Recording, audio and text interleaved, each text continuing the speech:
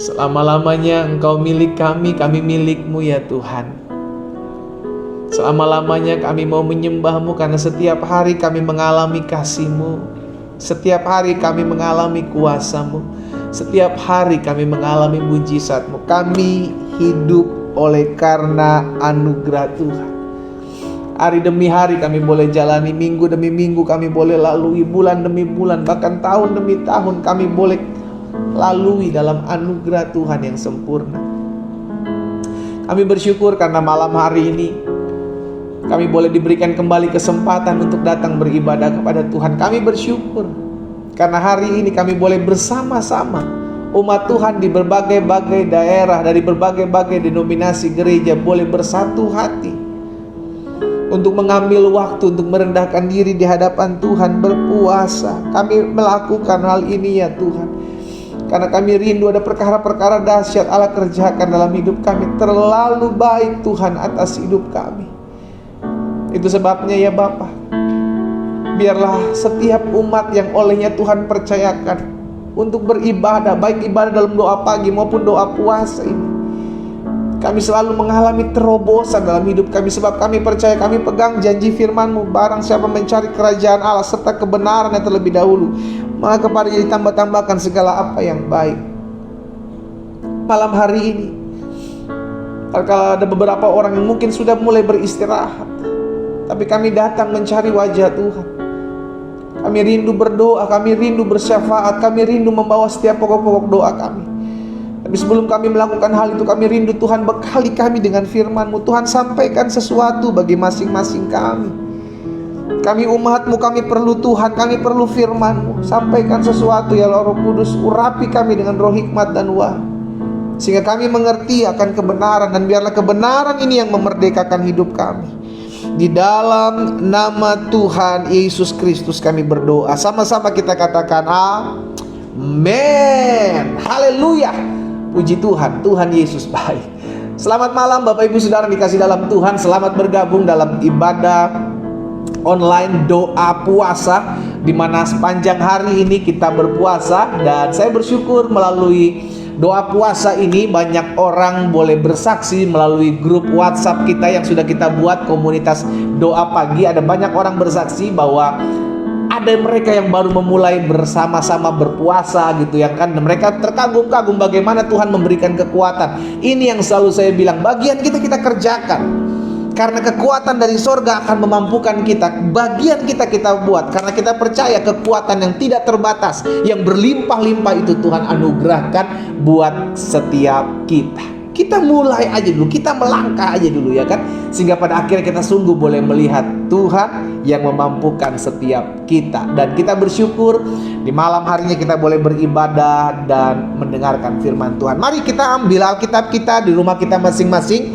Saudara dikasih dalam Tuhan, ada satu hal yang akan saya mau sampaikan malam hari ini buat setiap kita, bahwa rencana Tuhan tidak ada yang gagal.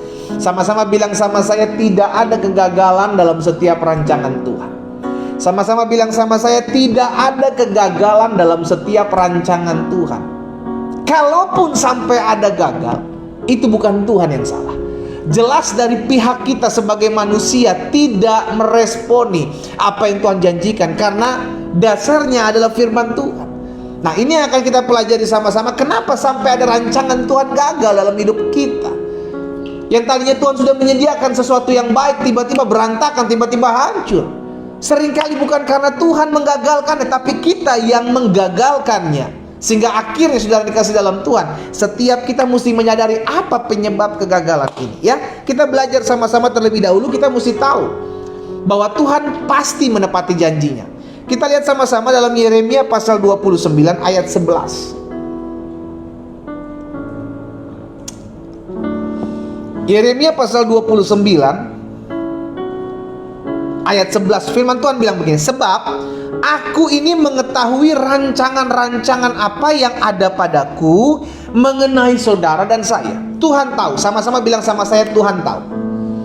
Tuhan gak buat asal sembarangan, tapi Tuhan sudah memplanningkannya, merencanakannya, suatu rancangan yang besar yang akan Tuhan genapi dalam kehidupan saudara dan saya. Apa sih rancangan Tuhan? Kita baca selanjutnya. Sebab aku tahu rancangan-rancangan apa yang ada padaku mengenai saudara dan saya. Demikian firman Tuhan, yaitu rancangan damai sejahtera dan bukan rancangan kecelakaan. Untuk apa? Untuk memberikan kepada saudara dan saya hari depan yang penuh harapan. Jadi yang Tuhan sudah buat, Tuhan sudah rancangkan adalah sesuatu yang baik. Tuhan merancangkan rumah tangga saudara dan saya rumah tangga yang penuh dengan keharmonisan, saudara. Tapi kenapa kita berantakan?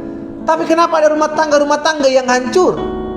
Bukan salah Tuhan ya, bukan apa yang Tuhan janjikan tidak tergenapi. No, Tuhan sudah memberikan janjinya. Sekarang bagian kita adalah mengambil apa yang sudah Tuhan janjikan dengan mengimaninya dan mengerjakan apa yang menjadi bagian kita. Betul, Tuhan sudah berjanji untuk memberikan damai sejahtera, hari depan yang penuh harapan. Tapi bagian kita dalam kita menjalankan sebuah rumah tangga, ada yang harus kita buat. Kita harus sabar, kita nggak boleh egois. Kita harus melengkapi diri kita dengan pengetahuan akan firman Tuhan. Kita harus lebih mengandalkan Tuhan, sehingga akhirnya apa yang Tuhan janjikan itu tidak bertepuk sebelah tangan, tapi kita respon dengan apa yang kita lakukan. Amin. Karena Tuhan berjanji dan tidak akan pernah tidak ditepati. Tuhan pasti menepati. Karena lihat Ayub 42 ayat 2. Ayub pasal 42. Nah, ayat-ayat ini saya mau bagikan dulu terlebih dahulu buat setiap kita, saudara dikasih dalam Tuhan, agar kita mengerti bahwa firman Tuhan sudah tercatat dan ini yang pasti akan digenapi. Ayub 42 ayat 2. Apa yang dikatakan Ayub di sana? Aku tahu bahwa engkau sanggup melakukan segala sesuatu, dan apa dibilang? Dan tidak ada rencanamu yang gagal. Tidak ada rencana Tuhan yang gagal. Tapi kenapa bangsa Israel yang tadinya sudah dijanjikan untuk masuk ke dalam tanah perjanjian, tidak ada yang masuk, sebagian besar tidak masuk, hanya 2 yang masuk. Kenapa bisa gagal? Berarti bukan dari pihak Tuhan yang menggagalkan, tapi seringkali kita yang kepala batu, kita yang susah diatur, kita yang tegar tengkuk, kita yang gak mau dibentuk, itu yang membuat kita gak bisa masuk dalam apa yang menjadi janji Tuhan. Hari depan penuh harapan Tuhan sudah sediakan. Tapi kalau di tengah jalan kita pergi meninggalkan Tuhan, apa yang kita dapatkan? Gak ada. Hari depan yang penuh harapan Tuhan sudah berikan buat kita, tapi justru kita jauh dari Tuhan, kita tidak mengandalkan Tuhan, maka kita gak akan dapatkan itu. Aku tahu bahwa engkau sanggup melakukan segala sesuatu dan tidak ada rencanamu yang gagal. Ayub tahu betul. Sekalipun Ayub harus melalui pembentukan proses, tapi Ayub tahu, Tuhan, aku tahu bahwa rancanganmu adalah rancangan hari depan yang penuh harapan, dan itu tidak akan pernah gagal dalam kehidupan. Ayub pegang itu. Karena itu Ayub tetap taat. Ayub tidak mau komplain, Ayub tidak mau mengeluh, Ayub tidak mau bersungut-sungut. Bahkan diajak istrinya untuk meninggalkan Tuhan, Ayub tidak mau. Dia tetap taat, dia tetap setia, dan Tuhan tetap menepati janjinya. Diberkatilah dia 2 kali lipat. Amin. Selanjutnya Yosua pasal 21 ayat 45. Yosua 21 ayat 45 bilang begini: dari segala yang baik yang dijanjikan Tuhan kepada kaum Israel, tidak ada yang tidak dipenuhi. Semuanya terpenuhi. Luar biasa, bukan? Engkau mau melihat janji Tuhan tergenapi dalam hidupmu? Engkau mau melihat bahwa apa yang Tuhan firmankan pasti tergenapi dalam hidupmu? Belajar untuk tetap setia ikut Tuhan. Jangan hanya ketika keadaan damai, keadaan tenang kau setia. Ketika keadaan goncang kau mulai tinggalkan Tuhan. Atau sebaliknya, ketika keadaan bergoncang kau mulai datang kepada Tuhan, dan ketika semua aman engkau mulai meninggalkan Tuhan. Dan Tuhan mau kita perlu kesetiaan sampai akhir hidup kita. Kenapa? Karena seringkali yang Tuhan janjikan itu baru tergenapi di hari-hari terakhir, sehingga kita keburu menyerah dulu, dan sehingga tidak melihat janji Tuhan. Ya, jadi yang pertama Yeremia 29 ayat 11, aku ini mengetahui rancangan-rancangan apa yang ada padaku mengenai saudara dan saya. Tuhan tahu apa yang akan Tuhan buat dalam hidup saudara dan saya. Dia tahu. Yang kedua, Ayub 42 ayat 2, aku tahu bahwa engkau sanggup melakukan segala sesuatu dan tidak ada rencanamu yang gagal. Apapun, sekalipun ada orang-orang yang berusaha merancangkan yang jahat dalam hidup kita, tidak bisa menggagalkan rancangan damai sejahtera Allah terjadi dalam hidup saudara dan saya. Tidak bisa. Dan yang ketiga, kita katakan dalam Yosua 21 ayat 45, dari segala yang baik yang dijanjikan Tuhan kepada kaum Israel, tidak ada yang tidak dipenuhi. Semuanya terpenuhi.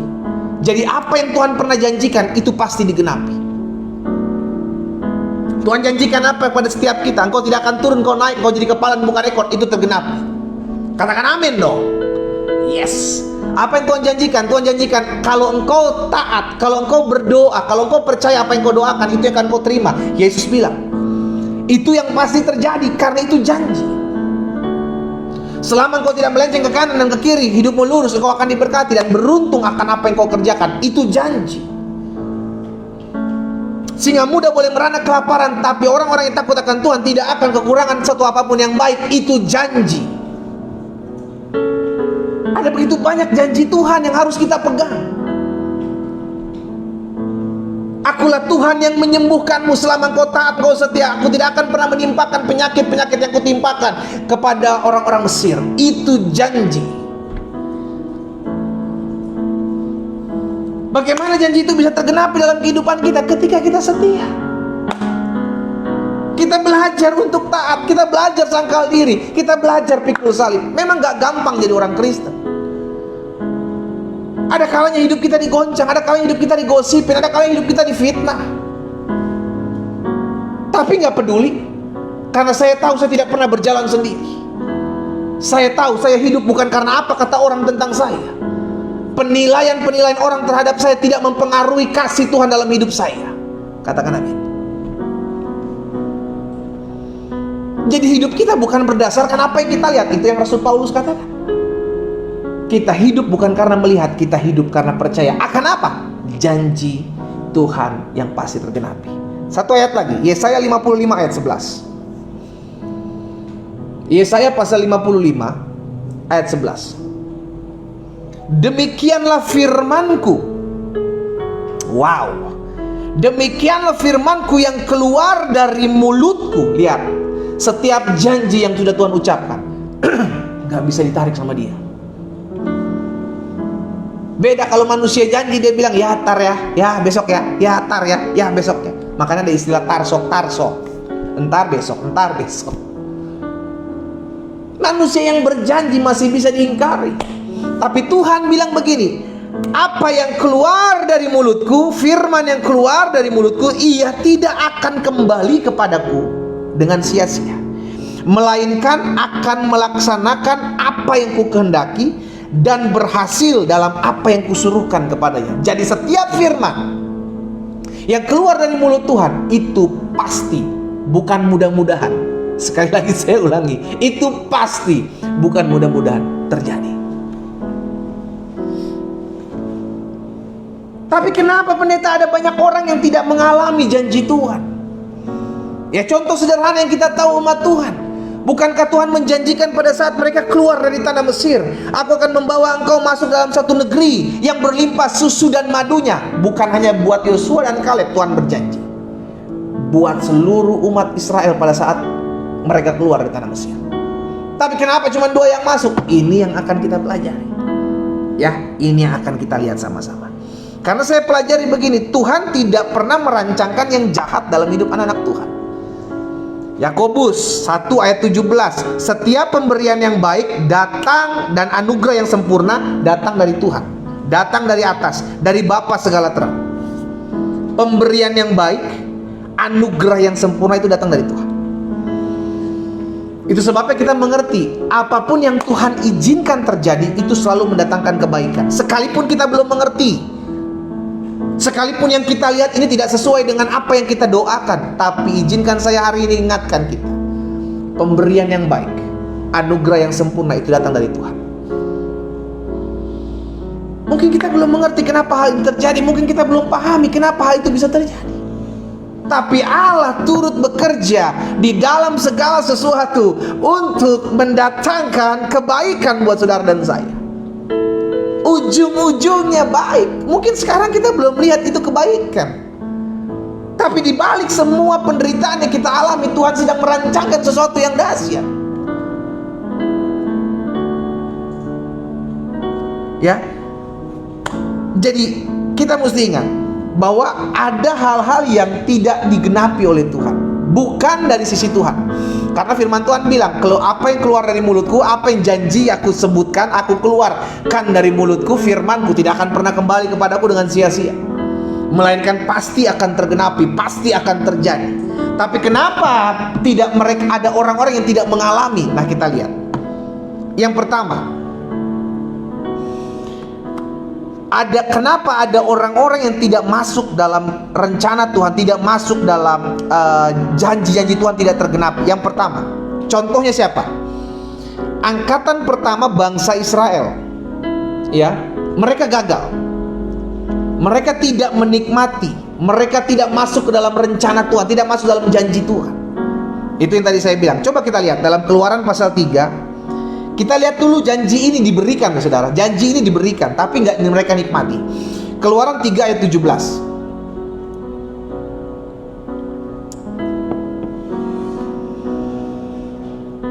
Jadi aku telah berfirman, lihat ini Tuhan berfirman, aku akan menuntun kamu keluar dari kesengsaraan di Mesir. Lihat. Menuju mana? Menuju ke negeri orang Kanaan, orang Het, orang Amori, orang Feris, orang Hewi, orang Yebus, ke suatu negeri yang berlimpah-limpah susu dan madunya. Ini perjanjian Tuhan, bukan hanya kepada Yosua dan Kaleb, tapi kepada semua bangsa Israel pada saat itu. Aku telah berfirman, aku akan menuntun kamu keluar dari kesengsaraan di Mesir, menuju suatu negeri yang berlimpah-limpah susu dan madunya. Tapi dalam Bilangan pasal 14 ayat 28 sampai 30 ada perubahan. Nah, ini lihat. Dikarenakan apa? Bukan ketidakkonsistenan Tuhan dalam berjanji, no, tapi karena ada manusia ambil andil di sana. Bilangan pasal 14 ayat 28 sampai dengan ayat 30. Katakanlah kepada mereka, kepada bangsa Israel, demi aku yang hidup, demikian firman Tuhan, bahwasanya seperti yang kamu katakan di hadapanku, demikian akan kulakukan kepadamu. Jadi bangsa Israel bersungut-sungut pada saat itu, mengeluh pada saat itu, dengan apa yang dianggapnya menurut mereka itu menjadi kesusahan. Tuhan bilang, aku akan buat seperti apa yang kau katakan. Jadi hati-hati dengan ucapan. Hati-hati dengan ucapan. Tuhan akan buat sesuai dengan apa yang kau katakan. Katakan kepada mereka, demi aku yang hidup, demikian firman Tuhan, bahwasanya seperti yang kamu katakan di hadapanku, akan kulakukan kepadamu. Ayat 29. Di padang gurun ini bangkai-bangkaimu akan berhantaran, yakni semua orang di antara kamu yang dicatat. Kenapa? Karena kamu telah bersungut-sungut kepadaku. Perhatikan ayat selanjutnya, ayat 30. Bahwasanya kamu ini tidak akan masuk ke negeri yang dengan mengangkat sumpah telah kujanjikan akan kuberi kamu diami.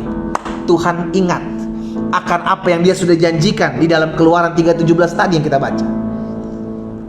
Aku akan menuntun kamu keluar dari Mesir, aku akan membawa kamu ke suatu negeri yang berlimpah susu dan madunya. Tiba-tiba ada perubahan. Kamu tidak akan masuk ke sana. Kenapa? Kita tadi sudah baca di ayat yang ke-29. Karena kamu telah bersungut-sungut. Yang pertama yang saya pelajari, kapan janji Tuhan tidak tergenapi dalam hidup saudara dan saya? Ketika hidup kita penuh dengan pengeluhan, penuh dengan persungutan. Hati-hati, belajar dari kesalahan umat Tuhan pada saat itu. Jangan sampai ketika kita dibentuk, jangan sampai kita menghadapi masalah, menghadapi pergumulan, terus kita mulai bersungut-sungut, kita mulai mengeluh, kita mulai cari siapa yang salah, siapa yang benar.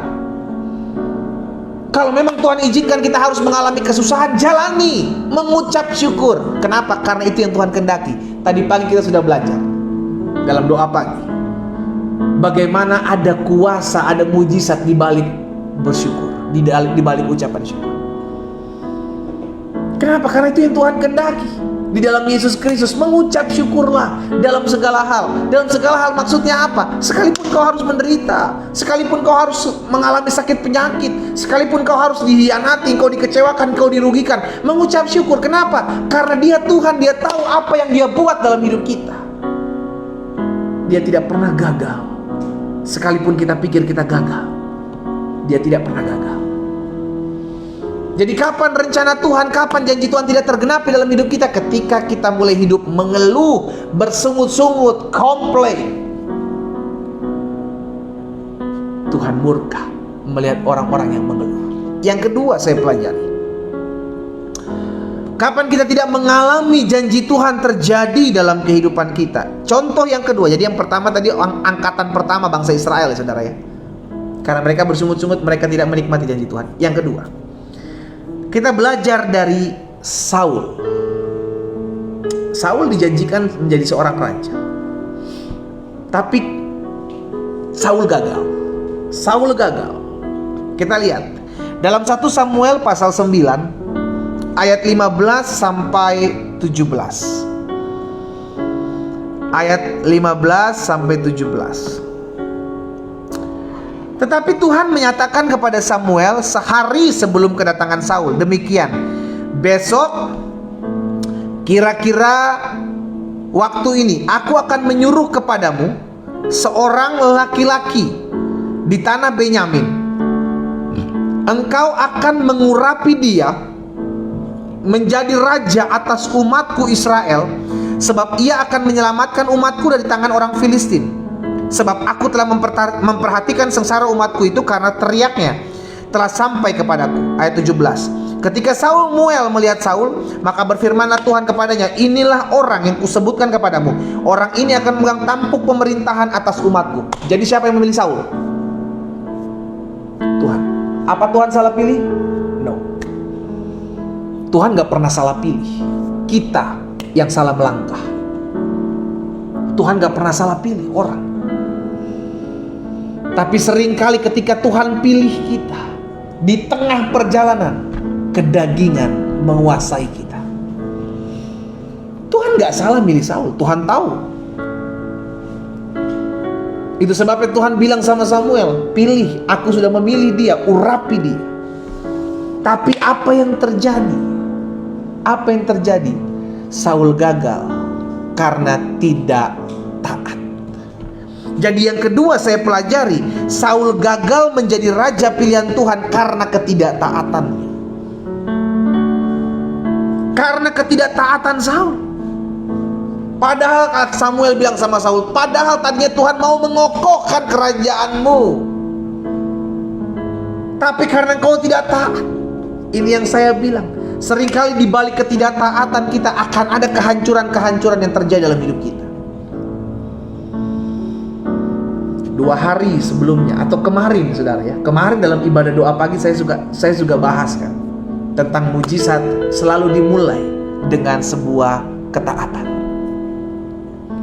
Engkau mau melihat mujizat terjadi, engkau mau melihat janji Tuhan tergenapi dalam hidupmu, belajar untuk taat. Belajar untuk taat. Perintah yang mana yang Tuhan sudah berikan kepada kita yang belum kita lakukan? Belajar untuk taat. Ya, jadi kita belajar dari yang kedua dari Saul. Jadi yang pertama dari angkatan pertama bangsa Israel yang gagal masuk ke tanah perjanjian. Yang kedua dari Saul, karena ketidaktaatan Saul, maka Tuhan mengambil tampuk kepemimpinannya, tampuk kepemerintahannya, dikasih ke Daud. Kenapa? Karena tidak taat.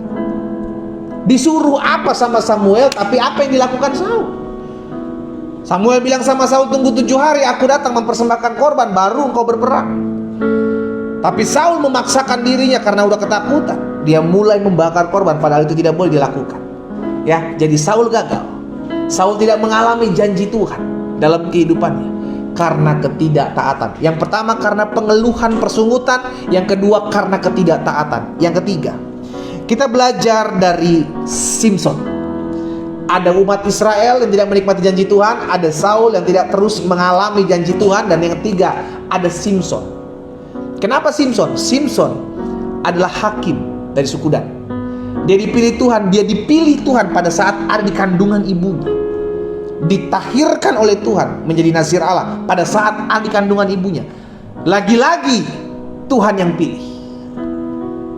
Tapi lagi-lagi ketika pemilihan itu terjadi, si Simson ini hidup dalam kedagingan. Kelemahan Simson, dia selalu jatuh di perempuan. Dia selalu gagal di perempuan. Itu sebabnya orang Filistin memakai kelemahan dia untuk mengambil kekuatannya. Dan tanpa dia sadari, Tuhan sudah undur daripadanya. Tahukah saudara? Bukan soal Tuhan, saya sudah diselamatkan oleh Tuhan. Saul Tuhan yang pilih, Simson Tuhan yang pilih. Tapi apa yang terjadi? Bangsa Israel Tuhan yang pilih. Apakah Tuhan salah memilih? No. Tapi kelakuan kita, karakter kita pada saat kita mengiring Tuhan, itu yang membuat failed. Kita tidak bisa mengalami janji Tuhan. Hati-hati. Bukan awal yang menentukan, tapi akhir. Amin. Simson gagal. Simson gagal karena dia jatuh dalam perzinahan. Dia memiliki kelemahan. Dia tidak tahan melihat perempuan, sehingga akhirnya dia jatuh. Padahal siapa yang pilih? Dari awal Tuhan yang pilih. Hakim-Hakim 13 ayat 5. Sebab engkau akan mengandung, ini perkataan malaikat Tuhan kepada orang tua Simson. Sebab engkau akan mengandung dan melahirkan seorang anak laki-laki, kepalanya takkan kena pisau cukur, sebab sejak dari kandungan ibunya, lihat, anak itu akan menjadi seorang nazir Allah, dan dengan dia akan mulai penyelamatan orang Israel dari tangan orang Filistin. Jadi lihat saudara, Tuhan udah pilih Simson dari kandungan. Ayat 24 dari pasal 13. Lalu perempuan itu melahirkan seorang anak laki-laki dan memberi nama Simson kepadanya. Anak itu menjadi besar dan Tuhan memberkati dia. Tapi coba lihat, ya, tadi kita lihat ayat 5, ayat 24 dari pasal 13. Tapi coba saudara lihat di dalam Hakim-Hakim 16-nya, ayat pertama. Ayat pertama. Lihat. Pada suatu kali ketika Simson pergi ke Gaza, dilihatnya di sana seorang perempuan sundal, lalu menghampiri perempuan itu. Ini kelemahan Simson. Dia nggak sadar bahwa hidupnya akan dipakai Tuhan, tapi dia membiarkan dirinya jatuh dalam kelemahan. Hati-hati dengan keinginanmu. Hati-hati dengan keinginan daging kita. Seringkali keinginan-keinginan daging kita yang membuat kita jauh dari Tuhan, membuat kita tidak bisa menikmati janji Tuhan dan gagal mendapat apa yang sudah Tuhan janjikan sebelumnya buat saudara dan saya. Jadi 3 ya. Yang pertama siapa? Umat pilihan Tuhan, bangsa Israel yang tadi sudah dijanjikan masuk tanah perjanjian, tanah yang berlimpah susu dan madunya, tapi hanya 2 yang masuk. Yosua dan Kaleb. Dan yang kedua, kita belajar dari Saul. Saul dijanjikan bahwa menjadi seorang raja, tapi kedudukan dia sebagai seorang raja tidak tahan lama. Kenapa? Karena ketidaktaatan. Jadi yang pertama karena persungutan, sungut-sungut, mengeluh komplain. Yang kedua karena ketidaktaatan. Dan yang ketiga Simson. Karena apa? Karena tabiatnya, karena karakter buruknya. Karakter kita harus kita ubah. Kebiasaan-kebiasaan buruk kita dalam kita mengiring Tuhan harus kita ubah. Dan secara sadar kita harus tahu, oh iya saya lemah di sini, jangan dekat-dekat di situ. Oh iya saya gampang jatuh di sini, jangan main di area situ.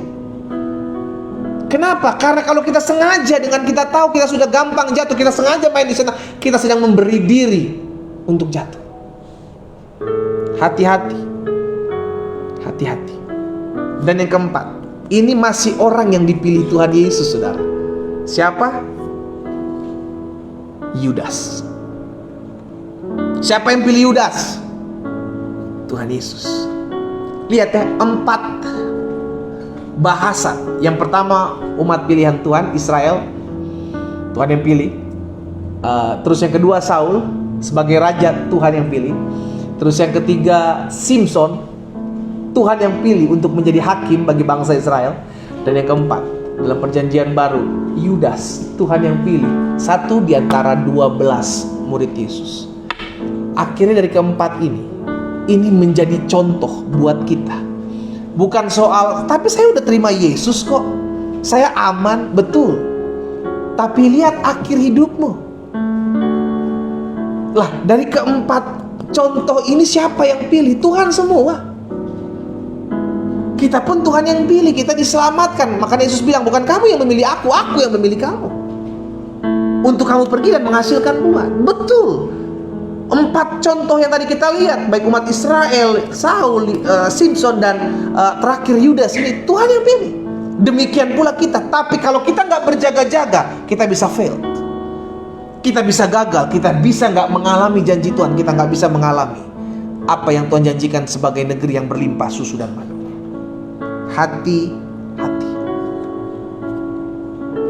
Apa kesalahan Yudas? Saya pelajari Yudas diberikan kesempatan. Kenapa dipilih sama Tuhan Yesus? Apa Tuhan Yesus nggak tahu? Tuhan tahu.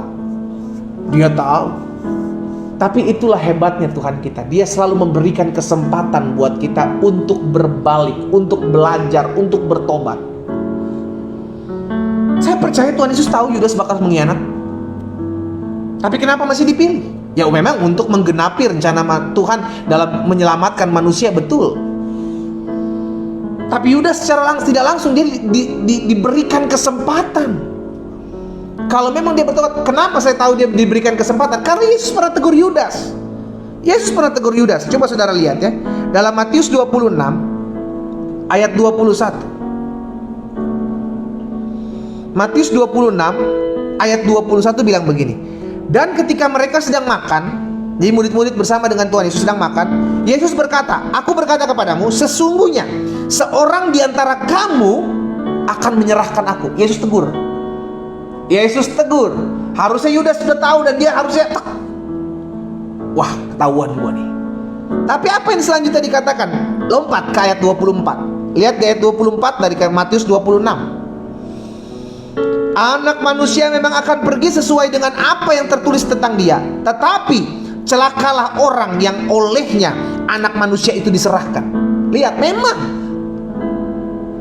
keselamatan itu harus mati Yesus, harus terjadi itu. Tapi Yesus bilang, celakalah orang yang olehnya anak manusia itu diserahkan. Adalah lebih baik bagi orang itu sekiranya tidak dilahirkan. Ayat 25 dong.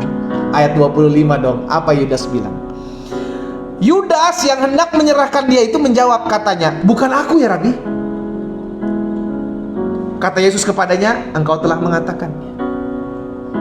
Saya percaya Yesus mengizinkan Yudas untuk bertobat. Yesus mengizinkan Yudas untuk kembali. Ayo. Tapi Yudas tetap mengeraskan hatinya untuk membiarkan dia menyerahkan Yesus. Tahukah saudara, seringkali kita sudah diberikan kesempatan untuk bertobat, tapi kita memang kepala batu. Kita tetap mau memilih kedagingan kita untuk berpuasa. Hari ini, jika engkau mendengarkan firman Tuhan malam hari ini, bukan suatu kebetulan. Kalau engkau sedang ada dalam posisi yang sedang menduakan hati Tuhan, engkau sedang mendukakan hati Tuhan, engkau sedang jauh dari Tuhan, datang berbalik kepada Tuhan. Tuhan mengasihi saudara saya. Dia mau kita berbalik. Jangan sampai rencana Tuhan gagal dalam hidup kita. Dia tahu rancangan apa yang terbaik buat hidup kita, tapi dia juga mau kita turut mengambil bagian untuk mengerjakan apa yang menjadi bagian kita. Hari ini kita belajar secara khusus dalam doa puasa. Saya rindu setiap kita umat Tuhan mengalami apa yang menjadi janji Tuhan dalam hidup kita. Caranya bagaimana? Belajar taat, belajar setia sampai pada akhirnya. Ingat, bukan awal yang menentukan, tapi akhir. Betul, kita sudah diselamatkan oleh kasih karunia Tuhan Yesus, tapi bagaimana kita mengerjakan keselamatan kita dengan takut dan gentar. Karena selama kita mengiring Tuhan, selama kita belum dipanggil Tuhan, maka ada kesempatan, ada kemungkinan untuk kita jatuh. Karena itu berjaga-jagalah. Alkitab katakan roh penurut, tetapi daging lemah. Karena itu berjaga-jagalah. Kita berdoa, kita datang kepada Tuhan. Malam hari ini kami mengucap syukur karena Tuhan mengingatkan kami. Dari firman-Mu kami belajar. Ada kalanya Tuhan berjanji dalam kehidupan kami, tapi seringkali kami tidak meresponi apa yang menjadi janji Tuhan, sehingga janji Tuhan tidak tergenapi dalam hidup kami. Padahal sedianya tidak ada yang tidak terjadi, dan apa yang Tuhan janjikan semua pasti tergenapi. Ampuni kami kalau selama ini kami jauh dari Tuhan. Ampuni kami kalau selama ini kami seringkali mengikuti apa yang menjadi keinginan daging kami, sehingga akhirnya kami gagal menikmati apa yang menjadi berkat-berkat Tuhan. Kami gagal dengan mengalami apa yang sudah Tuhan janjikan dalam kehidupan kami. Oh, ampuni kami ya Bapa. Apa yang Tuhan taruh dalam hati hamba sudah hamba sampaikan buat umat Tuhan. Hamba berdoa di dalam nama Yesus, Tuhan ingatkan kami, ketuk hati kami ya Allah Roh Kudus malam hari ini, sehingga dimanapun umat Tuhan berada mendengarkan firman-Mu, kami diteguhkan hati kami. Kami diingatkan, betul Tuhan memilih kami, bukan kami memilih Tuhan. Tapi kami harus mengerjakan apa yang menjadi bagian kami, bertahan sampai akhir. Sekalipun ada badai, sekalipun ada gelombang, sekalipun ada angin ribut dalam kami mengiring Tuhan, sekalipun kami harus sangkal diri, kami harus pikul salib, tapi kami harus tetap setia mengiring Tuhan. Jika itu yang menjadi doamu, taruh tangan kananmu di dada. Malam hari ini kami menaruh tangan kanan kami di dada sebagai langkah profetik kami. Kami mau tetap ikut Tuhan selama umur hidup kami. Apa yang Tuhan taruh dalam hati hamba, hamba berdoa firman-Mu termaterai dalam hati kami. Tuhan lihat setiap hati yang terbuka. Tuhan lihat setiap hidup yang dipersembahkan malam hari ini kepada Tuhan. Jamah ya Roh Kudus, jamah di dalam nama Yesus. Roh Kudus menjamah setiap kami. Kami dipulihkan, kami dijamah, sehingga terjadi, tergenapi apa yang Allah janjikan dalam kehidupan kami. Di dalam nama Yesus, bahwa kami akan naik dan bukan turun, jadi kepala dan bukan ekor. Bahwa hidup kami terpelihara dalam anugerah dan kasih setia Tuhan yang ajaib. Bahwa Tuhanlah menjadi penyembuh dalam kehidupan kami. Bahwa kami tidak kekurangan suatu apapun yang baik dalam kami mengiring Tuhan. Itu tergenapi di dalam nama Yesus. Itu sebabnya hamba berdoa, biar mulai hari ini kami berhenti, stop bersungut-sungut mengeluh dalam kami mengiring Tuhan. Biar hari ini kami tetap terus taat melakukan apa yang Tuhan pandang baik untuk kami lakukan dan kami kerjakan. Agar kami berubah dari karakter-karakter buruk kami tatkala kami mengiring Tuhan. Kami mau memangkas, kami mau mengikis setiap kebiasaan-kebiasaan buruk kami yang masih menempel tatkala kami mengiring Tuhan. Di dalam nama Yesus, Allah cabut sampai ke akar-akarnya. Pada akhirnya kami belajar agar selalu mengingat kasih setia Tuhan dalam hidup kami yang memilih dan menebus kami. Pada akhirnya hamba berdoa, biar kami senantiasa Tuhan dapati setia sampai pada akhirnya. Terima kasih ya Bapa, terima kasih Tuhan Yesus. Pada akhirnya kami mau membawa setiap pokok-pokok doa kami. Kami membawa setiap formulir-formulir doa kami naikkan di dalam altar kudus Tuhan. Mari umat Tuhan di rumahmu masing-masing, pegang setiap formulir doa yang sudah Engkau tuliskan pokok-pokok doa di dalamnya. Angkat tinggi. Kita doakan, Bapa, di tangan umat-Mu malam hari ini ada selembar kertas yang di dalamnya tertulis pokok-pokok doa mereka. Kami bersatu hati ya Tuhan. Kami memohon belas kasihan-Mu. Kami memohon anugerah-Mu. Kami berdoa buat setiap pokok-pokok doa kami yang kami tuliskan di selembar kertas ini, yang kami angkat di altar kudus Tuhan tatkala kami datang malam hari ini. Kami berdoa demi nama Yesus Tuhan. Kami pegang janji firman Tuhan, doa orang benar bila dengan yakin didoakan sangat besar kuasanya. Kami pegang janji firman Tuhan, apapun juga yang kamu doakan dan kamu minta, percayalah bahwa kamu telah menerimanya, maka hal itu akan diberikan kepadamu di dalam nama Yesus. Kami angkat di altar kudus Tuhan. Kami berdoa, kami ucapkan berkat. Allah memberkati setiap pokok-pokok doa yang kami tuliskan di selembar kertas sebagai formulir doa dalam nama Yesus. Kami perkatakan, Tuhan menjawab dengan cara-cara Tuhan yang ajaib. Kami perkatakan di dalam nama Yesus, Tuhan menjawab tepat pada waktu Tuhan yang terbaik. Di dalam nama Yesus terjadi dalam nama Yesus. Silakan turunkan setiap kertas yang ada. Bapak, malam hari ini kami beriman, kami percaya. Kami sudah melihat jawaban doa terjadi. Di dalam nama Yesus terjadi. Lawatan Tuhan terjadi atas kami. Bapak, terima kasih. Malam hari ini kami bersyukur. Pada akhirnya kami teringat akan bangsa kami. Lagi-lagi kami terus berdoa buat bangsa kami. Tak henti-hentinya kami ucapkan berkat. Indonesia diberkati Tuhan. Indonesia dipulihkan Tuhan. Pemimpin-pemimpin bangsa kami dijaga, dipagari daripada segala rancangan orang jahat, rancangan roh jahat. Dalam nama Yesus kami ucapkan berkat buat Bapak Presiden, Wakil Presiden, jajaran menteri yang ada, Kapolri, Panglima TNI, TNI Polri. Kami doakan Ketua BNPB, Ketua BNPT. Kami doa dalam nama Yesus. Bahkan kami ucapkan berkat buat pemimpin-pemimpin daerah, setiap para gubernur, para bupati, para wali kota. Kami doa dalam nama Yesus. Setiap pemimpin-pemimpin kami diberikan roh takut dan gentar akan Tuhan dalam memimpin bangsa kami.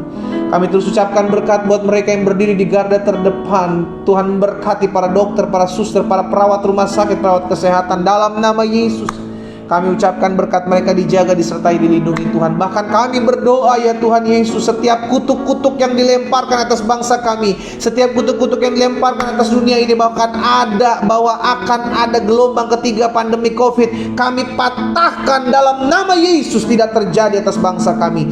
Dalam nama Yesus kami ucapkan berkat. Indonesia diberkati Tuhan. Indonesia pulih dari pandemi COVID. Dalam nama Yesus. Terima kasih Bapak yang baik.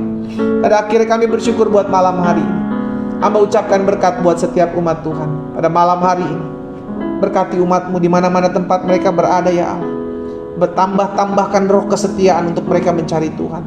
Di dalam nama Yesus. Umat Tuhan, arahkan pandangan-Mu kepada Tuhan. Angkat kedua tangan-Mu dan terimalah berkat Tuhan. Bapak, hamba berdoa, hamba ucapkan berkat buat mereka dalam berkat nama Bapa, Anak dan Roh Kudus. Dalam nama Tuhan Yesus Kristus, turun segala berkat surgawi atas hidup mereka mulai malam hari ini sampai selama-lamanya. Dan sebentar kami akan beristirahat. Biarlah kasih karunia anugerah Tuhan menyertai kami dalam kami beristirahat. Kami bangun besok dengan tubuh yang sehat dan diberkati Tuhan dalam anugerah dan kasih setia Tuhan. Biarlah turun berkat Allah Abraham, Ishak, Yakub.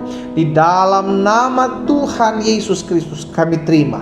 Terpujilah Tuhan Allah Immanuel. Sama-sama kita katakan amin. Amin. Saudara dikasih dalam Tuhan, kita pegang janji Tuhan, karena janjinya pasti tergenapi. Tapi kita mesti sadar, bagian kita harus melangkah. Bagian kita harus setia. Bagian kita harus jaga hidup kita. Kita kembali ketemu di hari Senin dalam ibadah doa pagi 4.30 waktu Indonesia bagian Barat, 5.30 waktu Indonesia bagian Tengah, dan 6.30 waktu Indonesia bagian Timur. Saudara dikasih dalam Tuhan, tetap semangat, tetap ikut Tuhan, tetap setia, tetap cari Tuhan. Tuhan Yesus memberkati kita. Selamat malam, selamat beristirahat. Shalom, shalom.